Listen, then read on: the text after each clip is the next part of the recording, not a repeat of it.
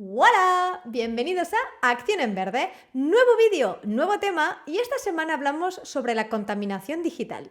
Si te gustan los vídeos de Acción en Verde, te invito a que des like y te suscribas y ahora sí, dentro vídeo. Bueno. La contaminación digital. Y dirás, ¡buah! ¿Qué es esto? Pues puede que ya lo sepas. La cuestión está en que la contaminación digital va a ser un tema que cada vez más se va a hablar por dos razones. La primera, que ha sido relativamente reciente, que se ha podido cuantificar cuándo está siendo todo este impacto de la digitalización, qué impacto está teniendo en el avance que estamos haciendo para descarbonizar la economía y, por tanto, si está contribuyendo o no al cambio climático. Y lo segundo es que, dado el alcance del problema, es muy previsible que aquí haya actividad regulatoria. Entonces, ¿qué pasa? Pues que es interesante por responsabilidad, pero también por la propia competitividad, entender de qué hablamos cuando hablamos de contaminación digital. Porque en el fondo absolutamente todos, desde que nos levantamos hasta que nos vamos a dormir, aquellas personas que tienen acceso a Internet lo usan y mucho. Desde mandar tropecientos mil mails, desde mandar documentos adjuntados, trabajar en documentos en línea, hacer numerosas videollamadas y no de corta duración, y además con cámara. Y aquí, ¿qué es lo que pasa? Que además le añadimos el uso en redes sociales, el cual de promedio está en 3 horas al día en plataformas de streaming y redes sociales. Y todo esto, ¿qué impacto tiene, no? Porque parecía como un elemento como muy intangible, muy poco material. Parecía como el mundo de Internet habíamos superado los límites de la realidad física y ahora podíamos hacer de todo cuando queríamos y como queríamos. Pero eso es real.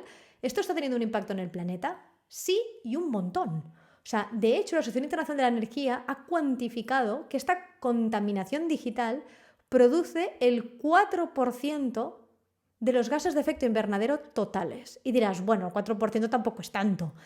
Pues sí, es un montón. Y dirás, ¿en qué se basa? Bueno, se hace una equivalencia. Es tanto como el transporte marítimo y el transporte aéreo. ¿Y qué es lo que pasa? Pues que muchas veces cuando hablamos de la contaminación digital nos fijamos en partes de ella, ¿no? Y el debate pues a veces peca de no tener una imagen macro, de una imagen holística, de entender pues todas las partes que configuran este. ¿Y cuáles son? En el fondo tenemos que ser conscientes que la contaminación digital agrupa tanto la parte de producción como la parte de la práctica y el uso, como la parte de los residuos, los desechos.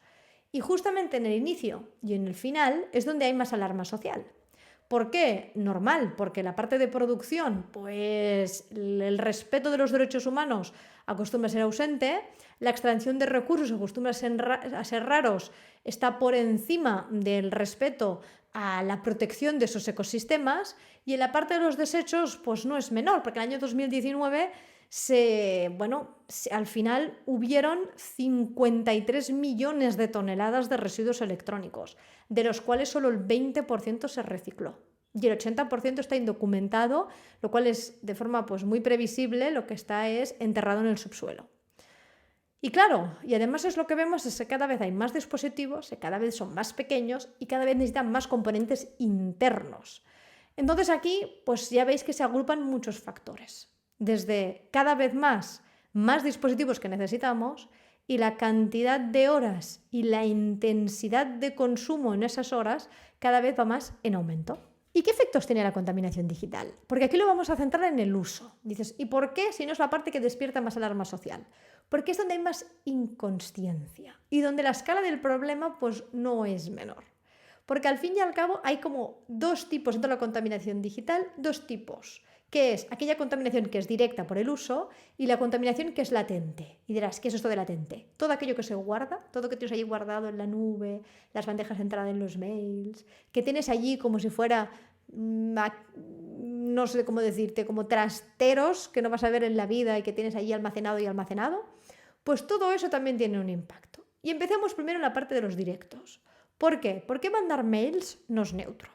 Cada día mandamos 300.000 millones de mails. Cada segundo se mandan 3,5 millones de mails. De promedio, porque cambia en función de si hay cosas adjuntadas o no, desde dónde lo demandas, si hay firmas, la longitud del texto, pero como promedio, cada mail emite 0,9 gramos.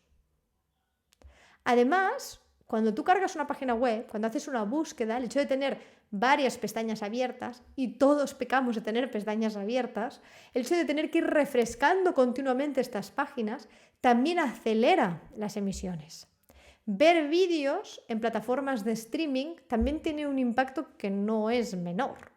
De hecho, se ha calculado que ver una serie o una película o ver un vídeo aquí en YouTube de 1 hora es el equivalente a lo que un árbol en tamaño estándar tiene que absorber de CO2 durante medio día. Así que piensa cuando haces esos maratones de 6, 4, 7 u 8 horas viendo aquí la serie preferida, pues cuántos árboles necesitan solo para que tú puedas ver ese contenido y absorber las emisiones que se derivan de la visualización de ese contenido. Y es que además, en 2018 se contabilizó que toda la producción audiovisual, y aún no había llegado con el boom después del COVID, de toda la producción audiovisual existente en plataformas de streaming de todo tipo, su equivalencia, su huella de carbono, era el equivalente a lo que España emitió en 2018. Y España es un país desarrollado, por tanto, no tiene poquitas emisiones. Pero es que además hay un elemento más, que es lo que está en el cloud. El MIT hizo un estudio en el cual pudo cuantificar cuál es la huella de carbono de todo lo que hay en el cloud. Y era tanto como el sector aéreo. Por tanto, ya veis que como que cada parte de lo que hacemos en nuestro consumo en Internet va teniendo un efecto que no es menor. Entonces, ¿qué podemos hacer? Porque estoy segura que cuando ves los datos es como que lo que te da es ecoansiedad. A mí me da ecoansiedad. La cuestión está en que lo más importante es reconocer la existencia de que cuando se habla de contaminación digital existe, tiene un alcance y este alcance pues no es pequeño. Y que de hecho pues hay muchas actividades cotidianas que nosotros podemos hacer y a nivel de empresa ciertas prácticas que se pueden racionalizar que pueden ayudar mucho a minimizar esta huella de carbono. La cuestión está en que hay varios aspectos de lo que hacemos cada día, ¿no? El primero es sobre reuniones presenciales o reuniones virtuales. Es evidente que estamos en un modelo híbrido y tenemos que defender el modelo híbrido, pero hay una variación muy sustancial si, uno, limitamos la duración de la reunión, si hay la posibilidad de quitar la cámara, se reduce un montón las emisiones. Tampoco es necesario que la cámara, si es posible, que no ni recibas ni envíes en alta definición, porque cambia. Y además, al fin y al cabo, es como todo es un poco el sentido común, ¿no? Lo otro es la cantidad de mails que se mandan. Aquí es muy importante la cantidad de mails, lo mismo, ¿no? Es racionalizar si realmente es una comunicación por mail o es una comunicación que puede hacer en presencial o que puede llamar por teléfono. A la medida de lo posible, pues no mandar documentos con adjuntados que tengan un gran peso, a la medida de lo posible mandar mails con hiperenlaces, reducir el tamaño, escribir lo más breve posible los mails para que no tengan tanta extensión. Y además también es la cuestión del almacenamiento, porque era algo como muy lógico, muy evidente antes de la digitalización, que las empresas no podían tener almacenes infinitos donde guardar todo aquello que se consideraba poco, mucho o relativamente importante, y ahora parece que tengas este espacio ilimitado. Y no es así, porque este espacio tiene un impacto en la huella de carbono y por tanto un impacto en el cambio climático. Aquí es el sentido común de racionalizar, de ver aquello que se guarda, cada cuánto se limpia y qué se quita y no ir guardando de forma infinita, tanto a nivel profesional como a nivel personal.